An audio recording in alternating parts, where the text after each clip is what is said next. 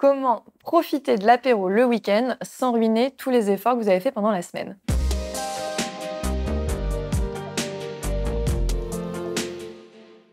Je m'appelle Alexia Cornu, je suis coach et j'accompagne les femmes depuis 2010 pour prendre soin de leur santé. Je suis spécialisée en physiologie féminine et je vous apporte des clés sur la nutrition, le sport et également le bien-être au sens large. Et aujourd'hui, du coup, vous l'avez compris, on va parler des apéros du week-end avec les potes quand on a fait des efforts toute la semaine pour pouvoir maintenir son poids et qu'on arrive au week-end et qu'on se dit mince, ça va mettre tous mes efforts à plat. Eh bien, je vais vous démontrer que non, vous pouvez vraiment profiter des apéros le week-end avec vos amis sans forcément faire le yo-yo et voir tous les efforts que vous avez fait pendant la semaine anéantis. Mais avant d'aller plus loin, je vous invite à souscrire à ma chaîne pour recevoir des notifications à chaque fois que je lance une nouvelle vidéo et regardez également dans la description puisque je vous ai laissé une petite surprise, un petit cadeau que vous pouvez télécharger gratuitement. Alors, mon premier conseil quand vous arrivez à l'apéro, souvent, on se dit « Ouh là là, ce soir, je sors avec les copains, donc ce midi, c'est diet ». Et pour moi, c'est une erreur parce que quand vous mangez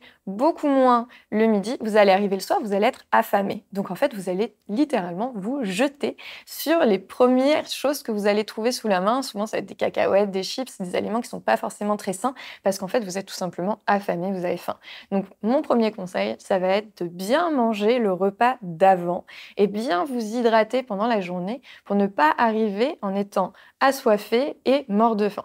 Et donc là, déjà, ça va vous permettre de pouvoir profiter de vos amis, profiter des échanges sans avoir besoin de zioter où est-ce que je peux tout de suite manger quelque chose parce que j'ai très faim. Ensuite, le deuxième conseil que je vais vous recommander, c'est de profiter du moment présent et que vous n'avez pas besoin de manger beaucoup de choses pour être avec vos amis et profiter d'eux. Donc, privilégier au maximum les échanges plutôt que le fait de manger. Et bien sûr, si vous avez bien mangé le repas d'avant, ce sera beaucoup plus facile que si vous avez très très faim. Et pendant ces échanges, même si vous mangez, essayez de garder un petit peu de conscience sur ce que vous êtes en train de manger parce que quand on est pris dans des discussions, souvent on apporte des aliments à la bouche sans même réaliser qu'on est en train de les consommer. Donc d'essayer au maximum de visualiser la quantité que vous allez manger, de prendre le temps de savourer tout ce que vous consommez pour pouvoir vraiment avoir une notion de ce que vous mangez. La petite astuce pour l'alcool, ça va être à la fois d'être bien hydraté, donc commencez par un verre d'eau, buvez un verre d'eau entre chaque verre et essayez d'être la dernière de vos amis à finir son verre. C'est un petit challenge que vous pouvez comme ça vous lancer avec vous-même, de vous dire ok, je suis la dernière à finir mon verre, ce qui va en fait vous inciter à boire beaucoup plus lentement et profiter davantage de vos amis et en même temps savourer les aliments et les boissons que vous êtes en train de consommer. Alors vous allez me demander quelles sont les boissons les moins caloriques et vous savez à quel point je n'aime pas ce comptage de calories. Pour moi, il vaut mieux prendre une seule boisson, mais celle qui vous fait le plus plaisir, même si c'est la plus sucrée, et vraiment en profiter, plutôt que choisir une boisson qui vous fait pas forcément plus envie, uniquement parce qu'elle a moins de calories, et du coup, vous allez quand même générer une certaine frustration in fine parce que vous n'aurez pas pris votre premier choix. Donc honnêtement, buvez moins, savourez et faites-vous plaisir. Prenez vraiment la boisson qui vous fait le plus envie et prenez le temps de la déguster, mais ne culpabilisez pas si c'est une boisson qui est plus sucrée qu'une autre. Au final, il vaut mieux se dire, je me laisse 2-3 verres d'alcool dans la semaine, que je vais répartir soit en une soirée, soit en plusieurs soirées, mais quand je les prends, mes verres d'alcool, bien, je les savoure et j'en profite de façon vraiment à ne pas générer une frustration sur laquelle vous pourriez derrière vous venger sur des aliments ou sur des verres en plus parce que vous n'aurez pas suffisamment profité du premier. Bien sûr, l'alcool, on l'a dit, c'est des calories, mais l'impact de ces calories sur votre organisme ne va pas être le même si vous êtes à jeun plutôt que si vous avez mangé avant. Donc je vous invite, si possible, avant de consommer votre premier verre, de consommer des aliments de préférence riches en fibres. Il y a énormément de crackers qui sont très riches en graines, donc avec un indice glycémique qui est bas, qui peut être également une excellente option pour remplacer les chips.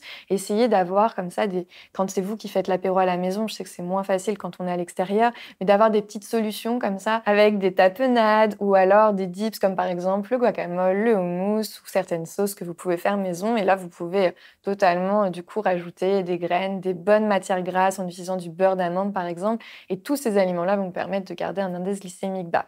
Donc je vous invite de manger un petit peu avant de consommer l'alcool pour avoir moins d'effet du sucre, parce que l'alcool, on est directement sur du sucre dans votre sang directement, et donc vous aurez aussi moins les effets alcoolisants.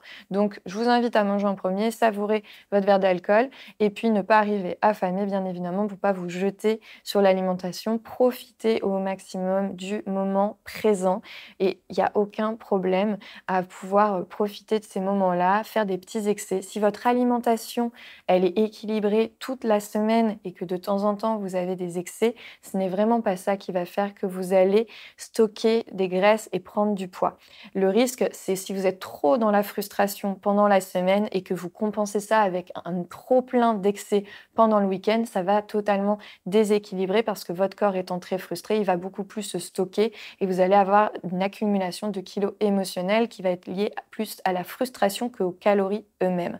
Donc essayez vraiment d'assainir au maximum votre rapport à l'alimentation et de profiter de vos amis et des aliments qui seront offerts à ce moment-là en les consommant en pleine conscience. J'espère que cette vidéo et ces conseils vous auront aidé. N'hésitez pas à me laisser en commentaire vos propres recettes d'apéro sain. Et puis, n'oubliez pas de télécharger le petit cadeau qu'il y a. Où vous retrouverez également des idées de recettes pour vos apéros sains. On se retrouve très vite dans une prochaine vidéo.